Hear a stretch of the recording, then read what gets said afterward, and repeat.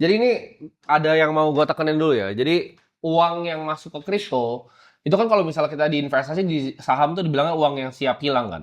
Kalau ke kripto tuh sebenarnya kita sebut yang beda, yaitu uang yang kalian siap kena drawdown 70% sampai 80%. Kenapa? Karena Bitcoin pun akan ada waktunya drawdown. Kita lihat CAGR-nya kan tinggi sekali, ya. Bisa 150 sampai 300% ke depannya. Itu historical. Mungkin yang nanti ke depannya bakal turun 50%. Tapi harga yang harus dibayar untuk return absolut yang tinggi seperti itu adalah apa? Volatilitas. Jadi ketika kalian udah decide ke kripto, kalau saham kan enggak. Kalau kripto tuh uang yang kalian siap hilang. Bukan siap hilang doang, siap turun 70%.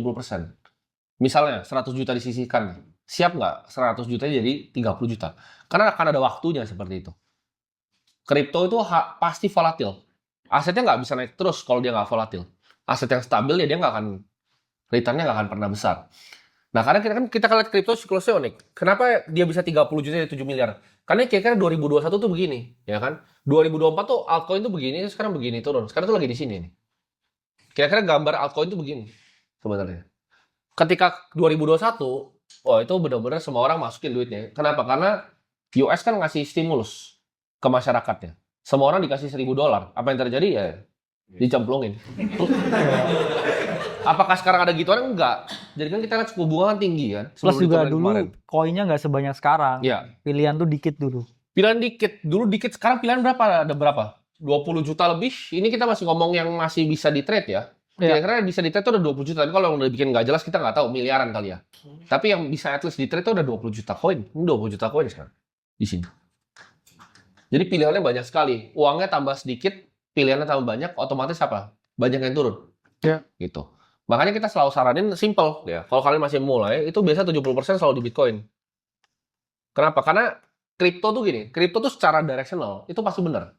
Karena ini kan teknologi yang bakal ngubah dunia. Ini kepercayaan gue, teknologi pasti ngubah dunia. Jadi kalau secara directional maksudnya apa? Kita time frame panjang, 10 tahun, 20 tahun, kripto sendiri tuh pasti benar. Nah, tapi jangan jadi orang yang salah kayak gue di tahun 2018. Iya. Gue tuh beli IOTA, Augur, Made Safe Coin, banyak lah. Tapi yang paling gede tuh di IOTA, itu gue hilang semua duitnya. Itu koin top 10 semua, kalian nggak ada yang tahu namanya itu sekarang. Karena itu cara kerjanya, gitu. Jadi kalau kalian nggak kehilangan token kalian pasti menang. Karena kalau ditarik panjang, ini asetnya akan jauh sekali. Makanya, kenapa 70% Bitcoin? Itu supaya nggak hilang asetnya. Karena ini yang stay, gitu. Yang ini kalau untuk pemula ya, 20% ini kalian bisa pilih. Ini yang besar-besar antara bisa ETH atau Solana. Atau Sol atau misalnya BNB. Yang udah terjamin lah. Tapi BNB bisa hilang nggak? Bisa. Kalau misalnya